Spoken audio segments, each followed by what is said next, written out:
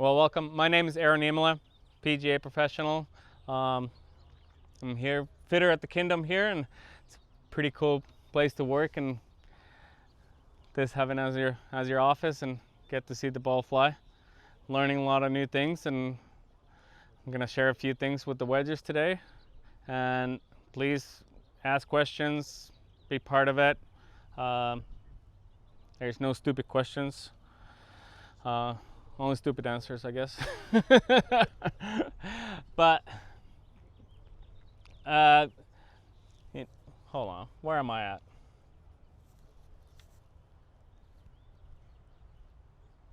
There we go. So 5 steps, and like anything you do, whether it's a lesson, fitting, whether it's irons, driver, a lesson, like you wanna have the skeleton, the run of show of your session kind of the same, in the sense of every fit, any interaction, any lesson, they are very different from one to another.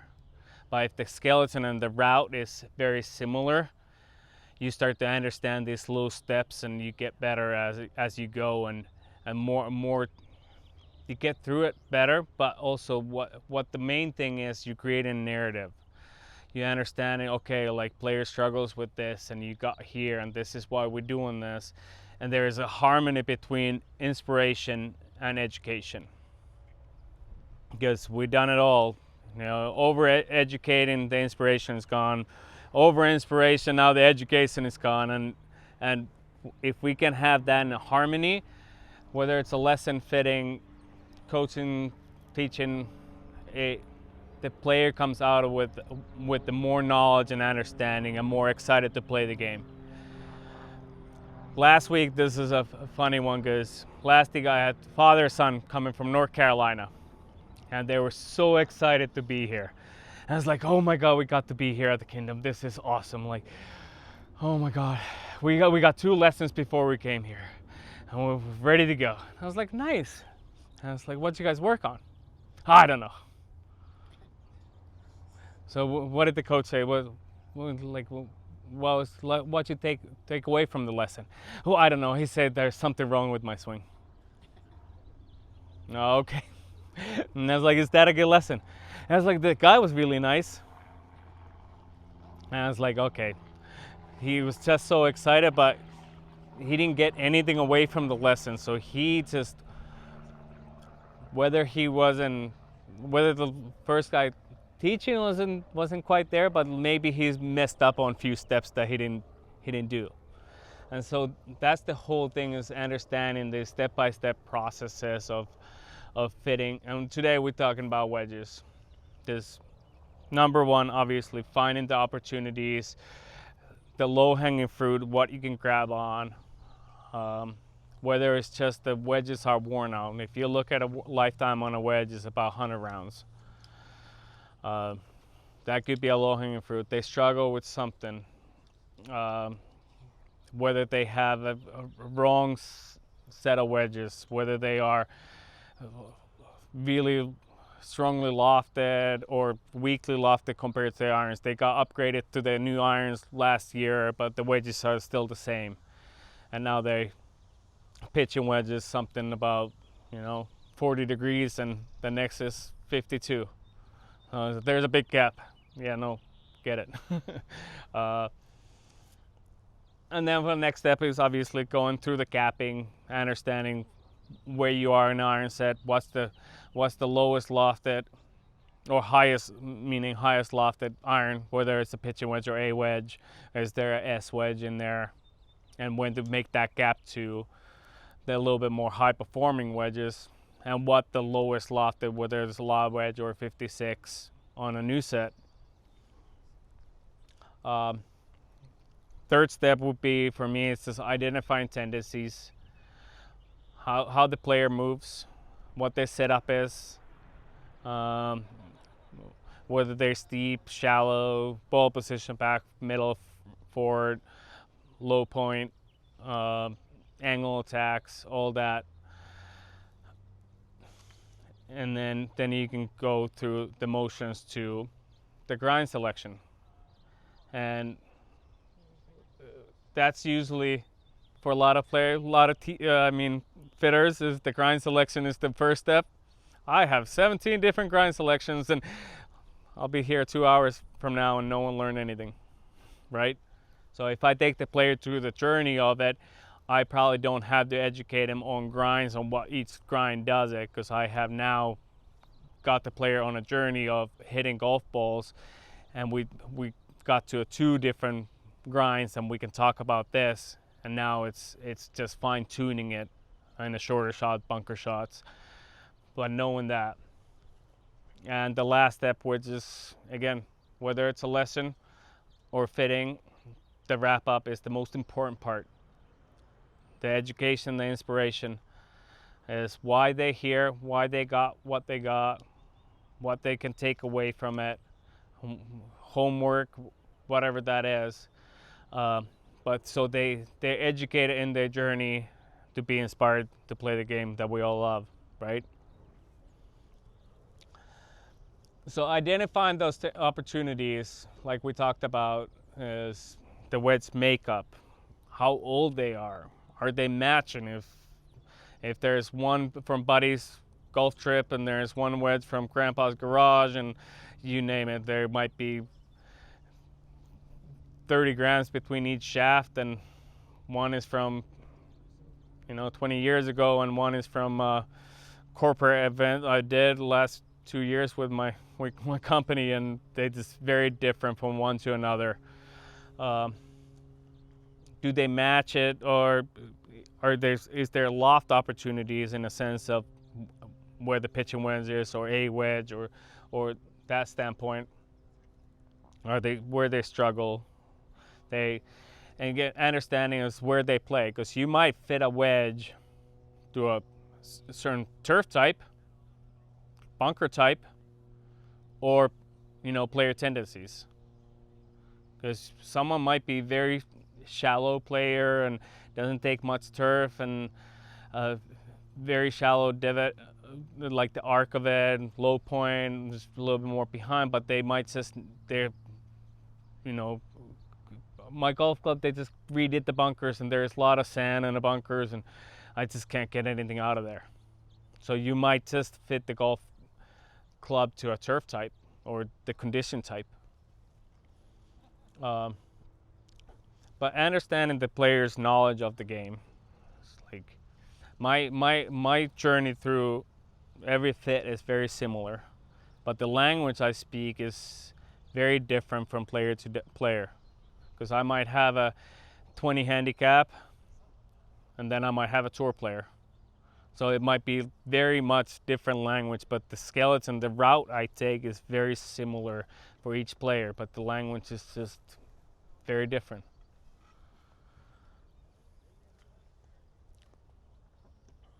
Capping standpoint, there's obviously different ways to set up bag, whether it's 2 wedges, 3 wedges, 4 wedges.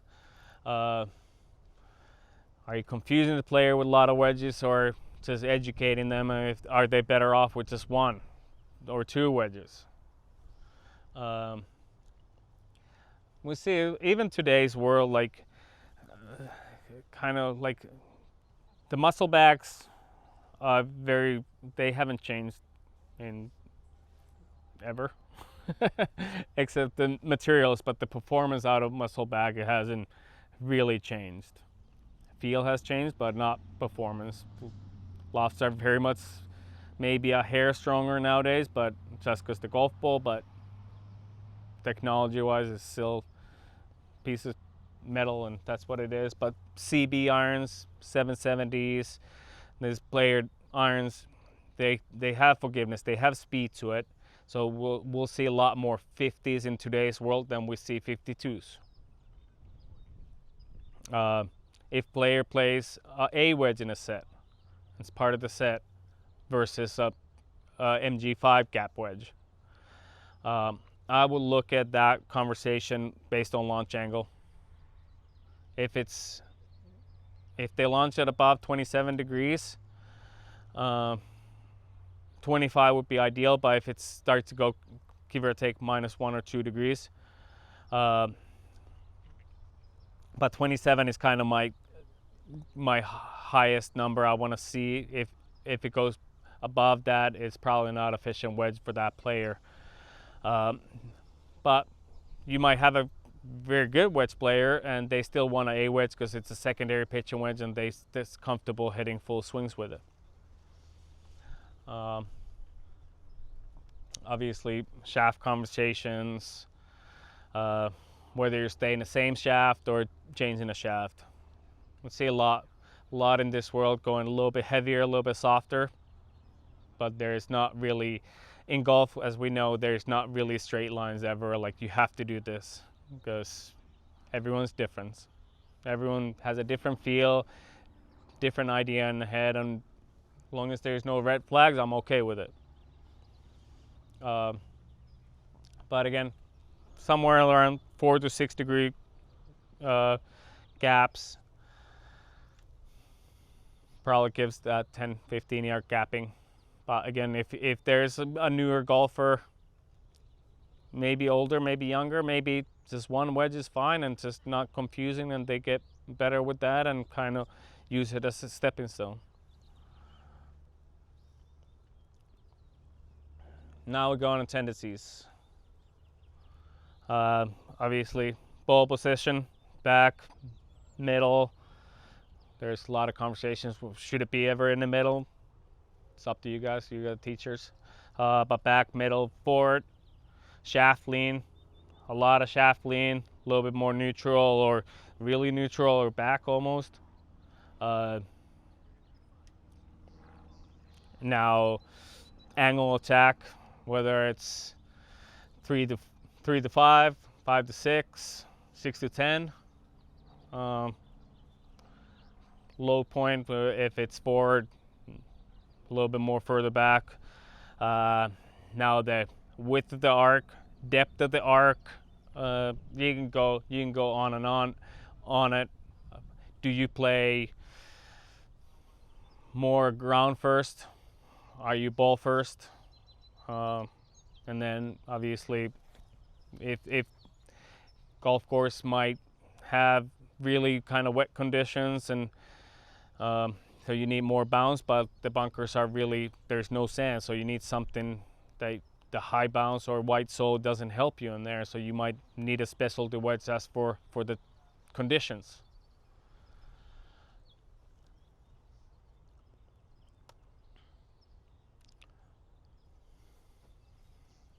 Yeah, so grind selection comes with obviously depth, shaft lean, turf conditions, ball position.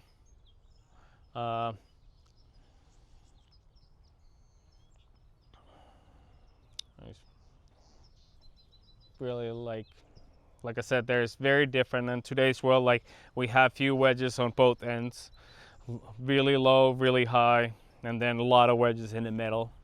Because in today's world, I think too many players try to get into too low of a bounce, and they're gonna start struggling. But that's more lessons for you. So it's not a bad thing sometimes. Help, if you say low bounce hurts, how does the high bounce help? The average player, what you're talking about. Again, player tendencies. But if low bounce hurts them, we need to go opposite direction. Well, how would a low bounce hurt? I mean, every golf club has low bounce technically. Okay, only the sand wedge has bounce characteristics, basically. Every golf club has a bounce. Hmm? Every golf club bounce is measured from leading edge to the highest point. But most of them are level. Okay, not like a sand wedge is like this, or some higher. But I'm just saying. So you're saying they're having trouble with a low bounce. Mm-hmm. They'd be having trouble with every shot. Not necessarily. Because all clubs have a low bounce, is what you're. I'm just not following you on that one. Yeah, I mean, so if something's hurting them, so more or less, if something's really hurting them, the technique is let's just say the ball position is back, they have a lot of shaft lean, and they're really steep on an angle attack, Yes. Okay. and they struggle with that shot. So just adding more bounce there stabilizes that face, and they may Okay. get away with Right, a lot more. Okay. Does that answer that? Yes, Yeah, it does. yeah. So it's always like, yeah, you can with as a fitter you can do a lot of things different ways. Sometimes it's a little bit of a band-aid, but educating the players like, this is why I'm doing this. So if they go see you and get a lesson, that might change that, right? But again, But be a good interim anyway, because they would help them even as I'm teaching them. yeah, 100%. Because more or less, confidence builds on good shots, right? And if technique is not the greatest, then you can help someone, whether it's upright or stronger or more bounce. You can help the player get more confidence, and they find the center more often, and now you can start working on with a more confident player than a scared player. Yeah, because an average golfer, when we're talking wedges, is afraid of loft. They see it just going that way. Mm-hmm. Yeah. So then they either, They try to do get this. down on the ball, and all that stuff. Yeah. It causes them to do weird things. Mm-hmm. Yeah. Again, now, kind of simplify it. Divot depth, steeper. A little bit more bounce, a little bit wider sole, standard. Shallower we go, less bounce, and less bounce. Conditions, softer, firmer. Shaft lean, more shaft lean forward, a little bit probably more bounce to it. Neutral, more neutral we get, less bounce to it. Ball position, obviously back, forward. Again, if you're a ball first player, bounce doesn't necessarily mean much if you're striking the ball first. It's the feeling after the impact, and when the golf club goes to the turf, whether it digs or doesn't, you don't necessarily look at you have a pretty deep divot, just because the angle you're steeper, your low point's a little bit more forward, but you're a ball first guy. It's a feeling after, and sometimes that has to be maybe a lower bounce player, just because they're feeling after the strike happens. But if you are ground first player, these are pretty easy guidelines on that.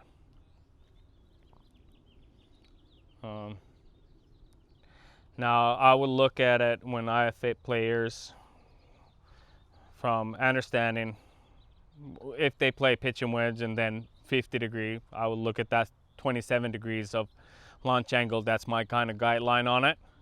But it's, again, player has to, it's not about me, it's about the player, the comfortability. But the highest lofted wedge now comes to, okay, 60 degrees of loft. Okay, the launch angle goes to 30 now, give or take. If you look at now groove, a little bit better groove on the wedges, center of gravity is up a slight higher, so the launch angle is going to be a bit lower for the better players. PGA Tour average on a lob wedge is 27, 28 degrees on launch angle. Is that true for like half shots as well as full swing? Yep. So anything above that half, now the ball starts skipping off the face, and you hitting high on the face, launches high with lower spin. How you can ease that in, add more bounce, stabilizes that face, so it doesn't want to do this. I look at bounce as almost like a wheelie bar on a monster truck. That something stops it going this way, so now it's throughout the head to stabilize it. But that's the one shot we can measure, right? But wedges, lob wedges especially, is played. We'll look at this area, like we can have many different lies. But when there's a lot of grass and whether it's plugged in a bunker or you have one leg in a bunker, it's hard to find that one wedge that is. But you have to find that one versatile wedge, but depending on technique and all that.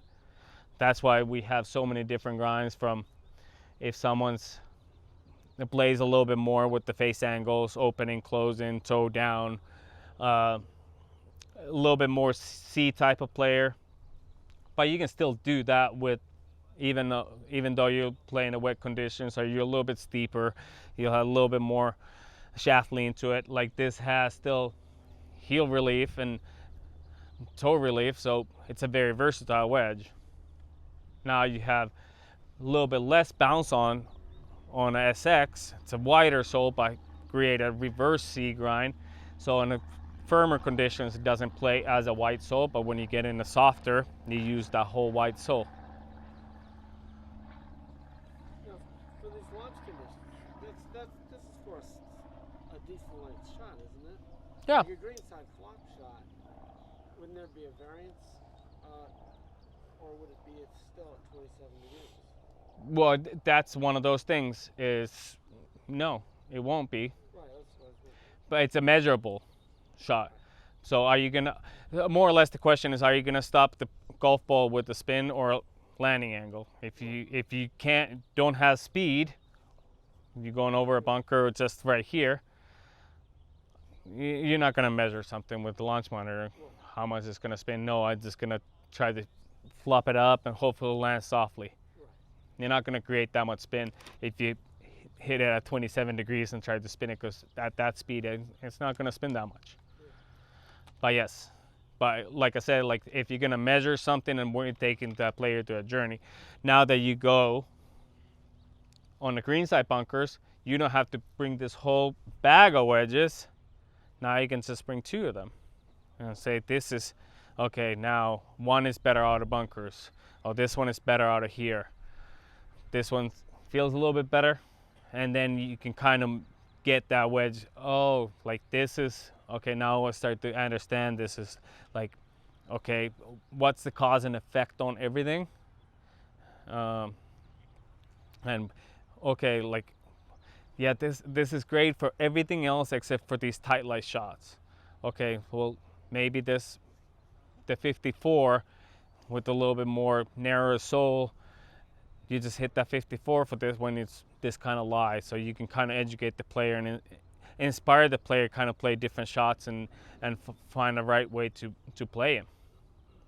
That makes sense? Yeah. Yeah. Again, we'll go that last little bit of wrap up. Letting them know why we ended up here, why we got to where we got it, what we achieved, what our goals were, and how we got them, or do get there, do we need to work on it? So as a teacher, obviously homework for the players, what you need to work on. This is what we discussed, and this is why we did this, and this is why you need to go home and work on it. And the fitter, I mean, whether there is a shaft or a head or something that is, when you go to the club and it's like, well, I got this because I do this and this is what I play. You're more educated and inspired by that moment because you know what you're doing and why, and you want to work on it, and want to tell people why. If the answer is like, I don't really know what we did or why we did it, but ball is better, but I don't know why, that's probably not a good answer. And if someone goes to a fitting, it's like, why'd you end up in this club? I don't know, the trackman said it was a little bit better. Okay, good. It's probably not a good answer. So it's taking the player to a journey and being part of it, because they ultimately the goal, and it's about them versus about us. Are your wedges all basically steel, not graphite? We can make graphite. Like we can have anything I have here today is, I might have one graphite shaft. Okay. Uh, I just wondered yeah. the difference between building a wedge like you want it to perform with graphite versus steel. Uh, Can you do the same characteristics? yeah.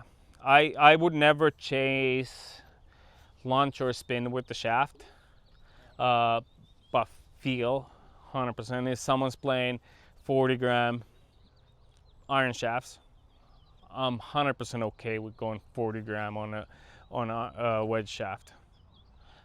Then someone's playing that 60 to 80 gram graphite shaft, I'm okay with going 60, 80 on the wedges, or I'm not even afraid to go maybe a little bit heavier, like 85, 95 gram steel shaft, if that player is okay with that. Depends on when that happens. Juniors, you can kind of push them a little bit more, but someone who plays maybe once a week or once a month, probably don't never practice this. Just keep it the same and they're in a good place. Tour players tend to go a little bit heavier, a little bit softer, a little bit flatter. That's usually a basic rule of thumb, but it's not always one way to go. DJ plays stiffer and lighter, more upright. He does everything opposite, but it's not a right or wrong thing. It's a player preference, and those are yeah. So you're saying for his wedges, he does different shafts in his wedges than his irons? Is that what you're saying? Mm-hmm. Is that something you do a lot, where you won't have the same shaft in the wedges? You get someone that does their irons?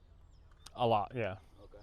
So I would say probably 80% tour players, if they play X100s, they play S400s in the wedges. Rory plays 7 O's in his irons. He plays 6.5s in his wedges. Same weights. Rory's this 6.5s are a bit lighter than 7 O's, but he wants a little bit more feel. X100s are 130 gram, 132, and S4s are 134 grams, but they're softer. So one step softer than X1 would be. That's improving like your half shots, like the feel on it. Is that yeah, why they do that? yeah, a little bit more flex. You don't use as much speed. They just want to create a little bit more feel. There's some of you guys probably know, and some of you guys probably never heard of Phil Rogers. Very legendary, probably the first guy who ever dove into short games, and he was a 6-iron in the wedges. Like, he put a 6-iron shaft in the wedges, and it's still used in today's game. Just because it's softer. That at the time it was S300s, and he would put a S300 6-iron shaft in a wedge. And I think, yeah, Colin still does that, and there's still a lot of PGA guys that use that same. Never thought of it. Yeah. Of doing that. Without. Is it softer? Did you say? Mm-hmm. Okay.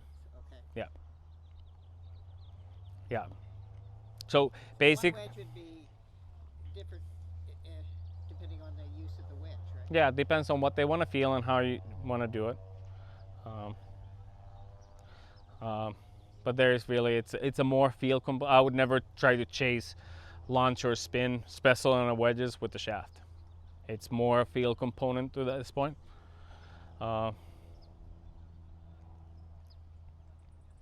KBS is the balance point is a little bit higher, so it feels a little bit heavier under the handle. So they do a really good wedge shaft too. So if you stay in KBS, I will always probably stay in that KBS family, but no right or wrong. If you play KBS tours, great shaft throughout in the wedges too. Great way to play it. Nothing wrong with that.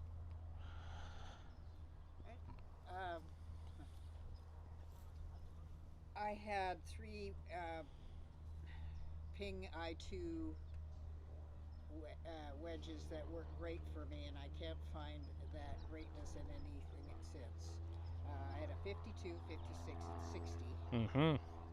And it had the right gapping for me because I wanted my wedges so that I could do half a 3/4 wedges. Mm-hmm. So my 60 would go 60, my sand wedge would go 85, and my pitching 110. Mm-hmm. Okay, but I cannot get any sand wedge to go 85. They're either weighted too. I don't know what it is. I can get the pitching wedge.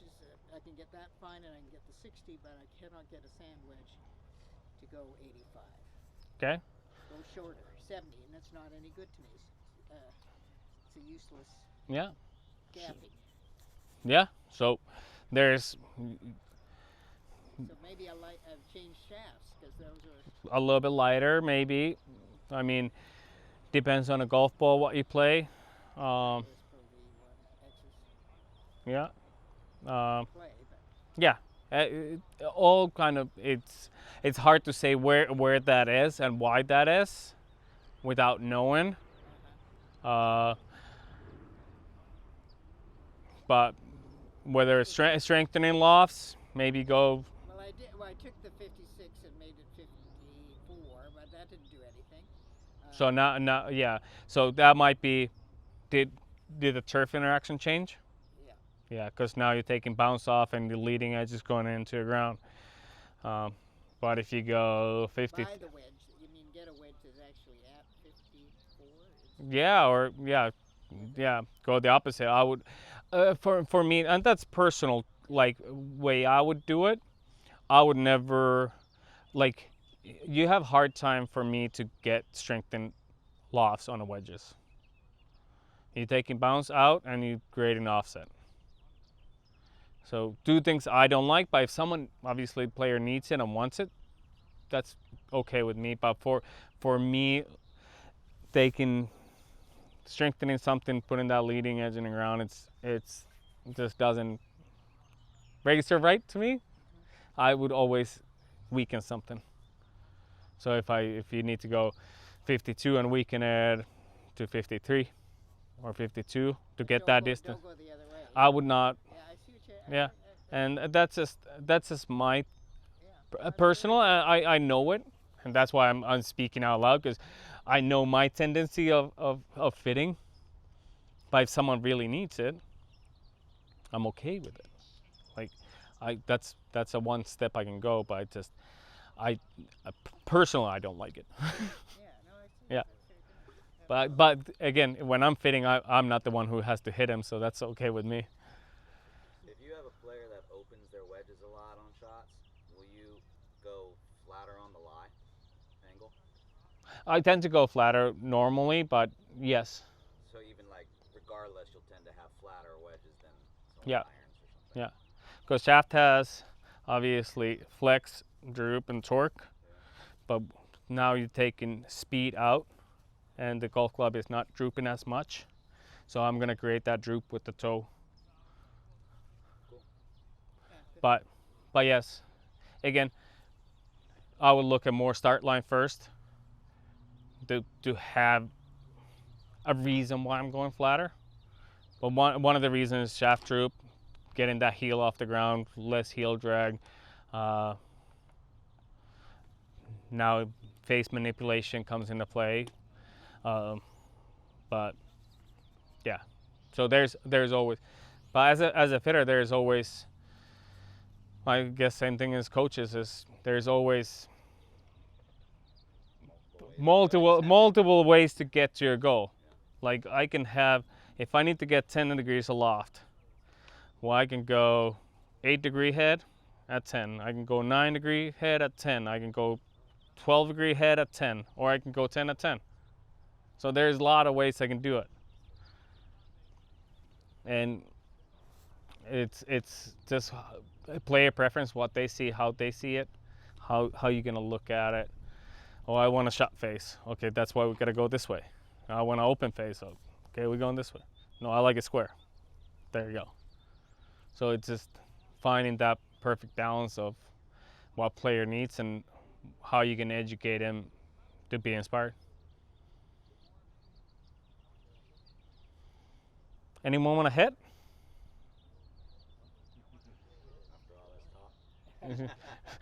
Yeah. I'll hit a couple. Yeah. If no one wants to step up, Just no one wants to hit the half yard. yeah. So, I'm kind of curious about the different bounces that you got here. Okay. What do you currently play? Callaway jaws. Well, what's your lob wedge and what's your? I got a 54, 58 setup. Okay. What sole grind? On the 58, it's an X grind, which I hate, and then the Don't play that. 54 is an S grind, which is just much more versatile. Yeah. So X is. Well, I thought it would be better on those like tight lies next to the green. I need to get underneath it, you know. So I tried to just. Okay. So do me a favor. Don't look at him. Okay. Oh, sorry. You play 58. Sorry. My bad. My bad. I was listening. Let me find it. They all now wrong way. Are we doing half shots here? We're doing a little bit of both. So give me that. The first flag is at 40. Yeah, the black one. Okay. 37 to be exact.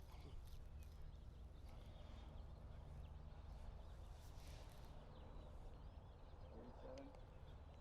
This is a 58, right? Yeah.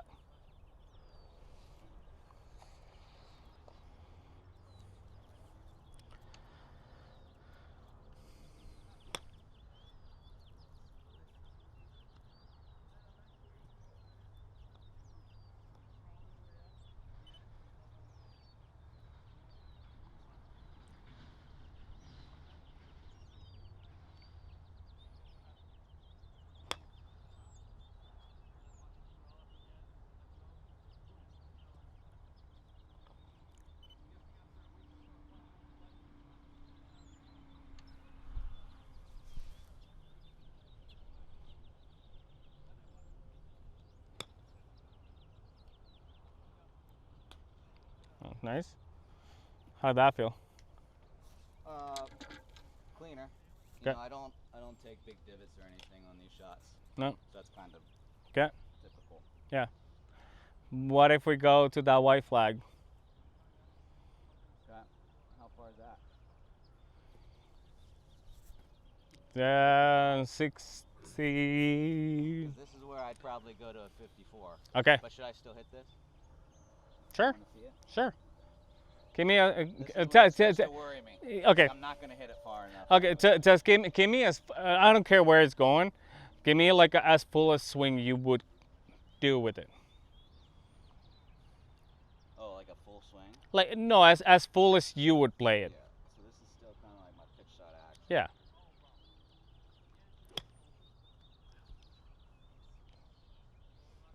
Okay. So even though I gave it speed, it just doesn't want to go anywhere. So that's why I like Yeah. hit a flighted 54 kind of a. So that's exactly the education part, because you hit your, the shorter ones. Sorry, you're launching it pretty ideal, like 32. Then the first ones are kind of maybe a hair skinny, but they were 26. But then there's one good one is like 33, and then you add a little bit more speed to it, and the launch angle went to 37. Oh, okay. So you, whether you used it or not, but you feel comfortable, like, oh, that's where I'm gonna switch it to 54, and that's really smart. I can't get that. Yeah, because consistent distance at the exactly. top end. So consistency, and that doesn't matter to me. Is like if someone is 120 miles an hour club head speed on a driver, and they hit perfect 40-yarders. If that technique starts to change, or the golf club doesn't allow them to go past certain yardage, it's okay to educate them. It's like, hey, okay, at 50, 60 yards, now we'll switch it to that 54 or 56, that little bit stronger lofted, because now you're maintaining that launch angle versus start climbing, and now you become more inconsistent. Ooh, fun. Hit that. Same kind So, of. yeah, let's start with that. Oh, sorry, my bad. I'm looking at something. This is not the one. You're giving me the graphite shaft on purpose. It was because all these clubs are upside down, I can't see them. And I grabbed the one I saw and I didn't look at the shaft because that was the only one that is.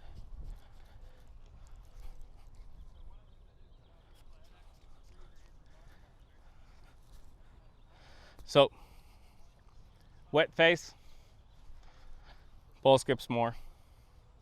Really wet face, ball skips even more. So keep that. So if you have really wet face, but it's better to have a really wet face than just moist face.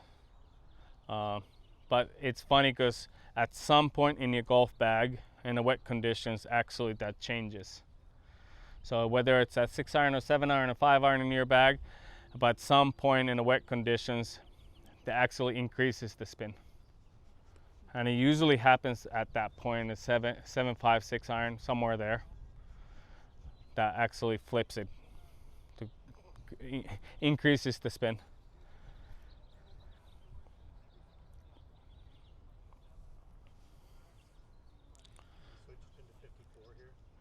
No, I just have lob wedges. I just changed the grind a little bit.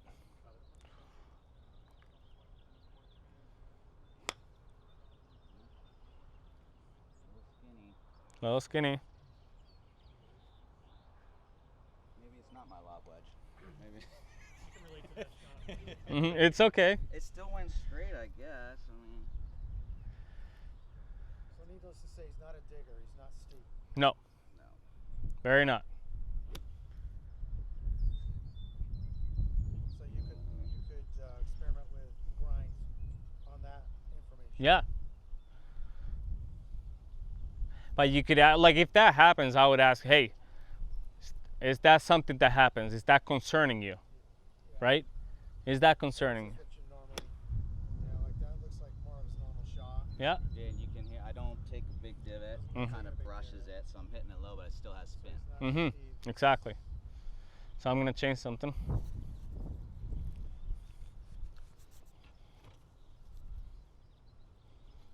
There you go.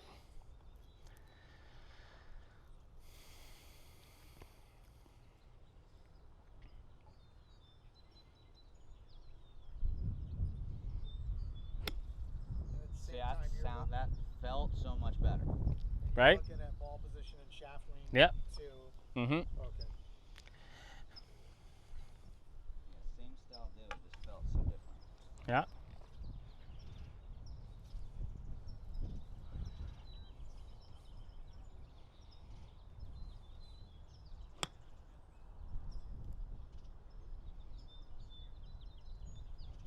Still better, right? Yeah, I can feel. I guess what you would say the turf interaction is different Mm-hmm. on those. Yeah. And coach is here. Like we don't even have to look at necessarily the ball fly. We can hear it. Yeah. Right? Yeah. That's Right? yeah. Are you gonna let me look yet, or? Now you can look. Okay, so this is your SX. SX. Interesting, right? In the sense of shallow, all that, but he uses the ground. Yeah, can you pull up the grinds again? Yeah, because wasn't that supposed Okay. to be for like Okay. steeper? It lives on the wider side of soles, Yeah. but you're using that ground. The bounce angle is actually pretty neutral, and if you look at it, it doesn't have much concave. It's fairly flat, but where you using the ground, almost like it's not that you dig in by using the ground. Yeah. So you have stability of that wider sole, but it's not digging. Now give it a little bit more speedy shot. Because his delivery is very shallow. Yeah. Yeah, he's very shallow, but he acts like he But he releases it. yeah he's shallow and his divot depth is, but now he has a little bit more, I'd say, onset on the wedge a little bit, so he can get to that ball.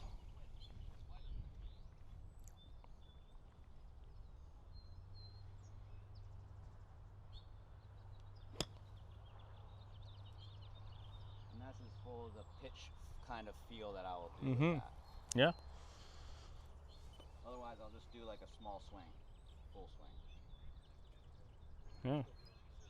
So who would you say would be in your experience, who are the better wedge players? The steeper or the more shallow? Well, there's got to be 55, 45 or something. You say, Yeah. I mean, would you say Rory is Rory's steep. shallow? He's steep. Rory's steep. Like, again, like you have so many different shots. Like Rory is steeper swing. So he's steeper But- than Morikawa. Yeah. Yeah. What about Tiger Woods? Tiger Woods is fairly steep, but he's an artist. Like he can same thing as Phil. Like he can be really shallow. He can be really steep. Yeah. But I would say Tiger is on the steeper side of things. Phil Mickelson would be less. Phil changes. He can do whatever he he can do whatever he's. I mean, he creates the shots.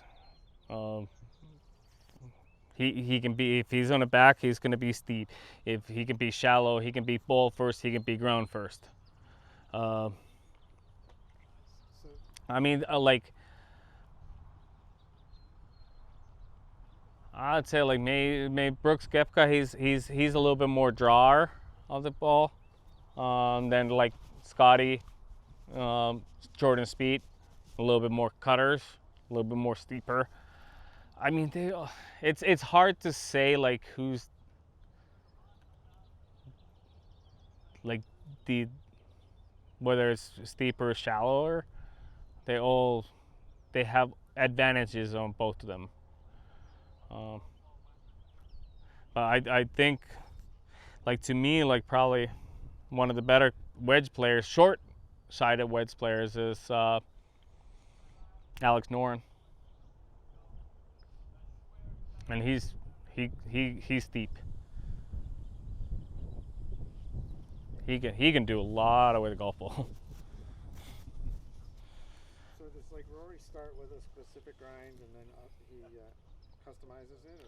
Yeah, Rory changes a little bit. Like he used to play a lot. High bounce 58 bent to 59. That was his. Bent to 59, and would he upgrade the grind on it? So this is when but now he has a little bit of different. He's doing something with it, so he's a little bit more shallow, a little bit more picking the ball up versus in the past. So he's changed a little bit.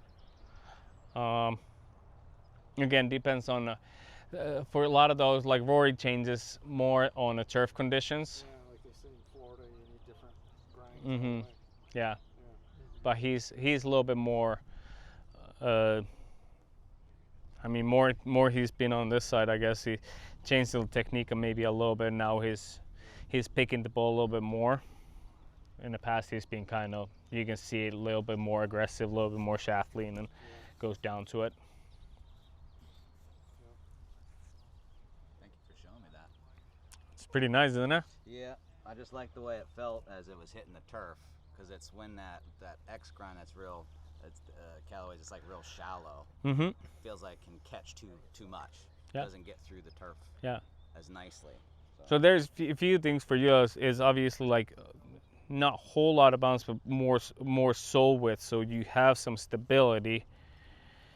So wider soles. Yeah. That kind of thing. Yeah, but you're not steep, but you're using the ground good, but having that little bit more. This one here. Yeah, so you can see like how that gooseneck almost comes this way. It's a little bit more onset, so you can Oh. versus I right. didn't notice that actually. So that's a little bit different design on this side apart, and that's So subtle. mm-hmm. Yeah, crazy. Yeah. My iPad's about to die. Thank you for that. That's pretty cool. But again, we heard it, you heard it. There's a sound to it, right? That was a big difference. We can hear a good shot and we can hear a bad shot. You have just 60s there, Yeah. and you have 1, 2, 3, 4, 5 grinds. What's the other? I mean, why do we need so many there when you're fitting? What's that?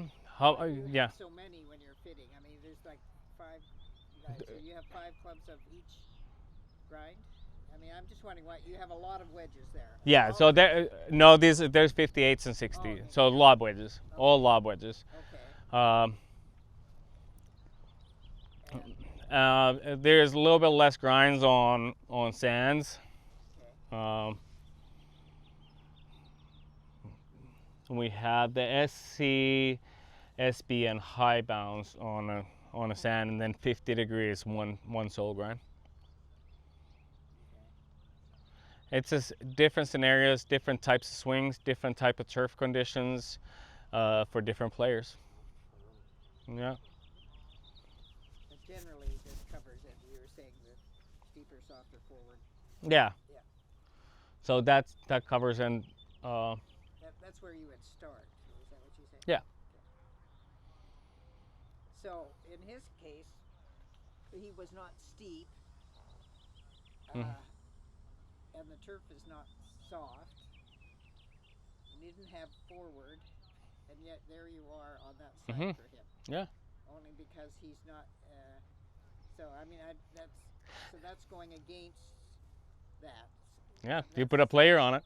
So- Right? You put a player on it. Something that happens is it's not. I wouldn't say like a model, but like So you basically did that because of interaction with the turf. yeah, turf. You saw Sl- that yeah. with the others that you were using, and then you said, Yeah, and that's why we tried a few different ones, and it was like, oh, I didn't like that.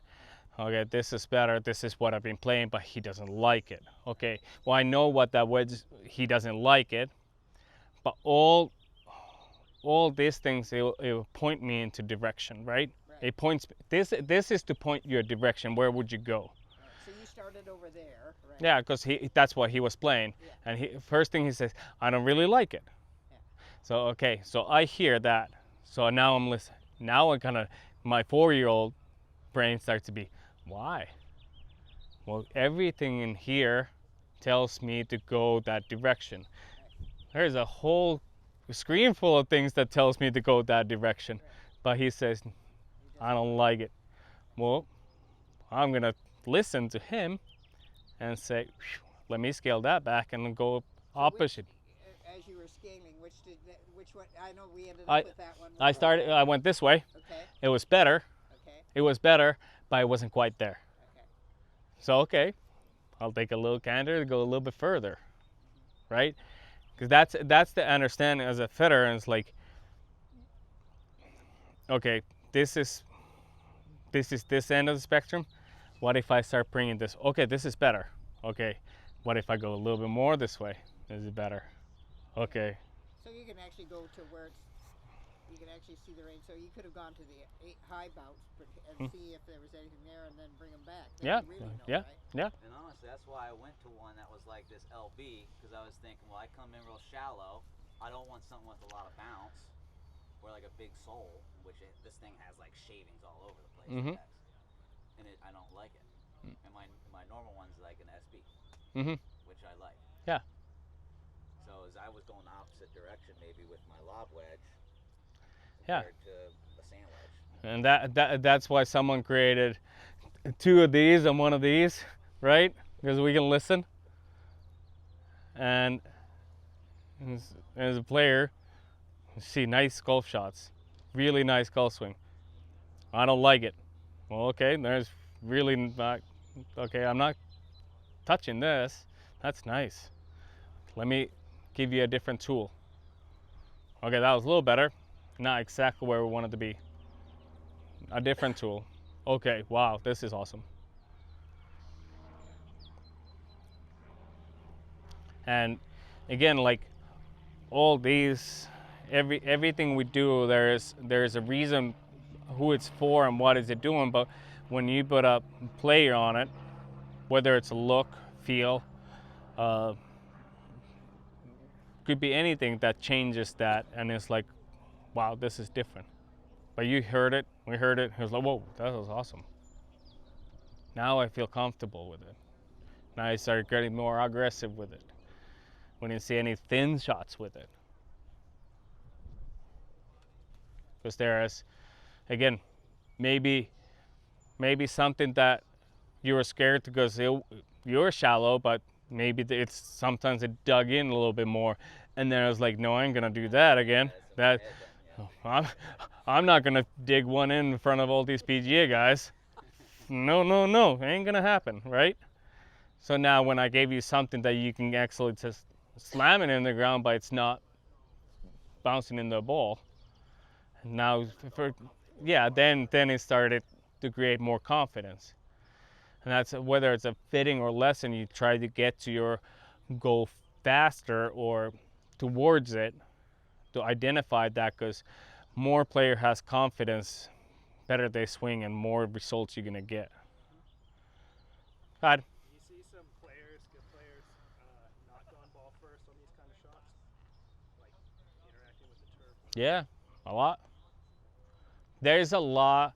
I seen today, I had a couple of guys that were really like ball first. And we switched grinds, and I was like, I ain't gonna see any difference, right? Not gonna see any difference on numbers, which it didn't. But first thing is like, well, that felt bad. That felt bad. And I was like, when we saw they all land in the same place, they all launched at 26 degrees. So really low and high spinny shots, the exactly same window, same ball shot. But it was a turf interaction after the impact that created the feel. And he's like, I didn't like that. I didn't like that. Oh, this one I liked. And it was just like, we didn't see any difference on the ball shot, on the flights. It was just the feeling after there. And then there's some other players that rely on turf more. Go ahead. I guess it depends on the player, but do you try to like work showing him what you're giving him? So here, hit this. Doesn't matter what it is, right? I mean, does it depend on the player for you, or I mean, obviously the information comes after. Are you trying to give it to him? I try to keep, especially wedge fitting, I'll try to keep it blind. Because players have expectation. They might have they might change something. Like even good players, I was like, well, high bounce, well, I gotta go a little bit steeper on it, or low bounce. Oh, I can't dig this, you know. So if I let the wedge find the player. Last week I had a really good junior player, won like few SCGA events, and he was like, only thing is like, I'm just struggling with my wedges. I'm struggling with my wedges, and I can't like I need something. And I was like, a lot of players tell me like to go 58, but I can't do the 58. I can't do the 58. And I'm like, good, I'm with you. So we go through it. Find the grind on a 60. So I done it's like, hey, I done it with the 60. Same grind in a 58. Hits, oh my God, that was different. What is this? Hits it, oh, this is awesome. This is great. Take it away. We do our out of rough, out of bunkers. And it's like, no, this is the one. I love this. Let's take a look. It gave me 58. Yeah, and no, this was pretty good, the 60, but you wanted this. And it's like, okay, got it. And it was, oh yeah, loves it. And that was the only, like, I was probably the 7th person to tell him that should play. And it took that way to get there. And that's why I consider really feels, especially putter lab is different because you're looking at putters, you have looks, feels. Well, I don't like this look. I love this. Sergio Garcia in the putter lab. This is great. This is awesome. Numbers are great. Good. Okay, awesome. But I would never play this. Could have said that an hour ago. Just saying. Okay, let's start over. Right? It's Player preference is key. very.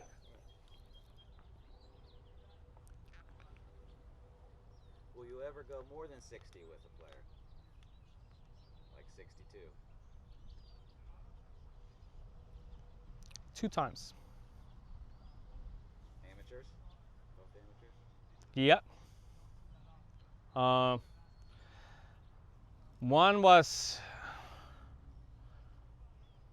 One had a good reason, another one didn't. And it was 61, and he was really good with it. It was more look for him. But other than that, no. Open it up. Yeah. So again, like the players who I don't play 58, I play 60. Okay. There's 58, there's 60. 58, 60. 58, 60. 62, 64. I can do that with 56 too. Right? Yeah. But in the bunker, when you're like, this ball sits down a little bit, all that, are you thinking, it's like, oh shit, I need 64 degrees aloft to get it over that, to land it at right there? No. It's, hey, let me get this ball out of there, right? You're not looking at, it's open face shot. I can't go any more of this. So simplify it. But again, there's a reasons why, like, someone's very good with 58. If they hit it a little bit more with the force, they go a little further. They add a little bit more, or maybe they just hung back a little bit and they just add the more loft to it. Again, there's a player involved. Someone sets up like this. That's not 58. That's 62 degrees aloft right now. Now it changed really nothing. Get closer, my handle goes up. Face goes more square. Now it's 58. Just changing this. Change 2 degrees aloft. Right? So it's just like we get too caught up on the stamping, what it is, and not the outcome. But when you know the outcome, what it should look like, then you know, like in the lesson or fitting, okay, now we're in the right track. That's okay, it's launching better. Now I'm good. Because you might, if there's different teacher, I worked with a lot of different really high skilled teachers and PGA tours teachers, and I was like, I just wanted to ask, I was like, where would you want that to launch? If I do this and this and this correctly, where do you want the ball to launch? I'm like, I don't know, that's your job. Well, fair enough, but don't you want to know? So if I do everything right in my swing, how the ball should come off my blade. It's like, yeah, I probably should know that. But that's why there in the teams, but when you know those little things, and it's like, hey, it's like, okay, we're working towards the right goal.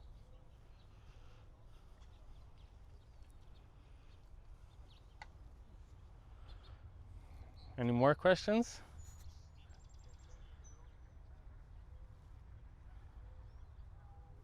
Thank you very much.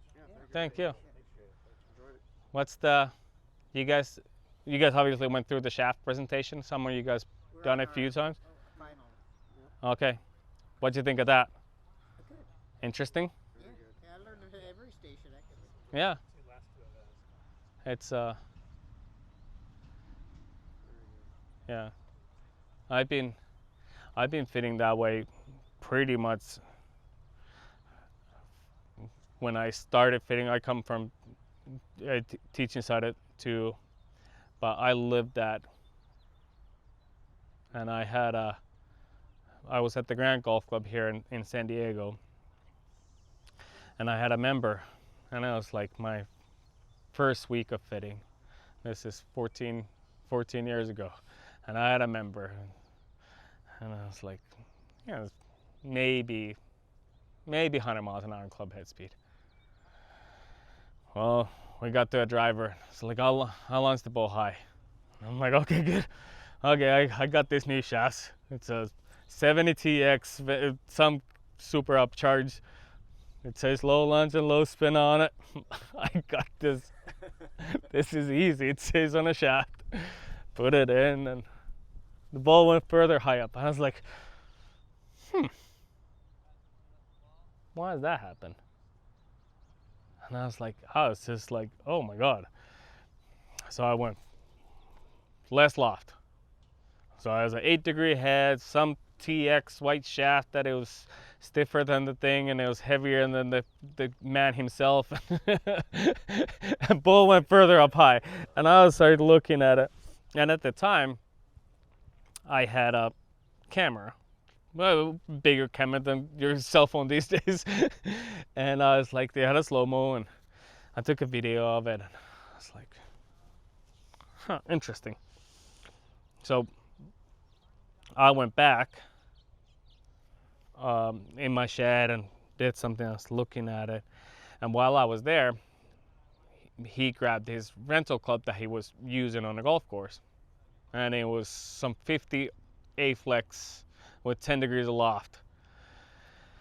And he was like, well, I'm gonna try this. I was like, go ahead. And I'm trying to figure this thing out. I was like, and it's this like a low beamer, and I was like, center of the club face, and I was like, what just happened? This shaft says, bright orange sticker says low launch, low spin, and I did the opposite. And then I looked at the video, and I simply see when he's here, the shaft is this way up, and the face is up and left, because there's no droop to it whatsoever. He had high hands, and it was like very opposite. And I was like, okay, I gotta start looking at the golf swing versus what the sticker says, because anyone can read the stickers, but just be better at your job. Be better. So I had to like dive into it a little bit deeper and start understanding, and I started looking at it how you would look at a golf swing. How do you move, and how can make you move efficiently? And then shaft is a timing mechanism. How can I time that shaft with your golf swing? Even Phil Mickelson said when they were playing steel shafts in the drivers, and so he had to time the shaft with his body, and that's why he was, well, he's this way, but he was like this at impact, because he needed to curve his body where the shaft was curving. So that was like, well, okay, now it starts making sense. So that was kind of fun, and we've been fitting that way, but it's harder to put these things on a paper, and especially at global level, and to have it actually make sense to people. With your wedges, and you find a good grind for somebody, will you put that same grind in all the wedges? Not necessarily, no. So if they want one more versatile, you could do something else. Yeah.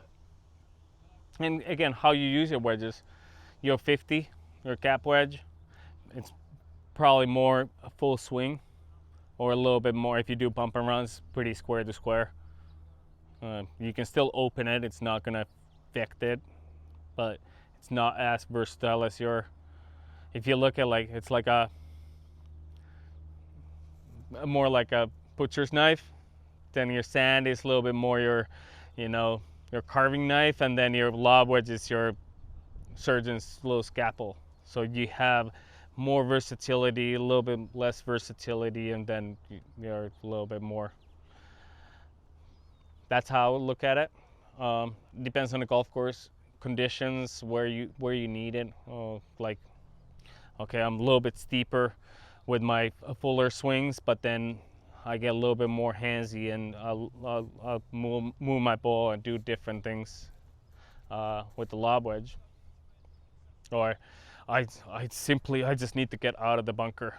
Give me something to get out of the bunker. And it's like I mean, I used to work with 200 of them. Get me out of the bunker. So I had just simple bunker wedge. Too bad we don't make that anymore, but we have close ones. The Haito Bigfoot. If you guys remember that, that was your ultimate. Just put the golf club on the ground and ball will come out.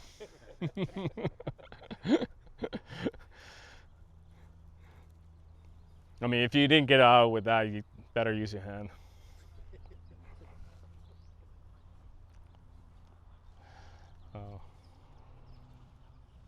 But yeah, it's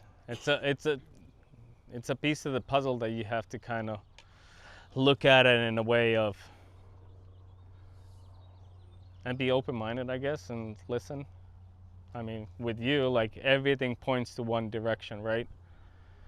It's just hearing, it's like, I don't like it. That's enough for me. Let's go this way. No, thank you for that, by the way. Yeah. Now I have to go get new wedges.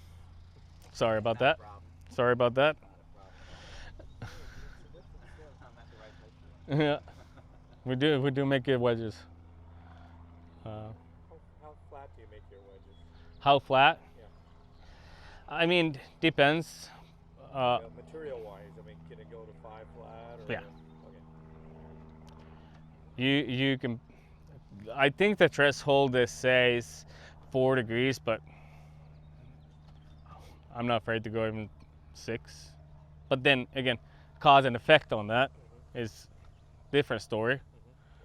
But no, they bend. They bend really, especially these.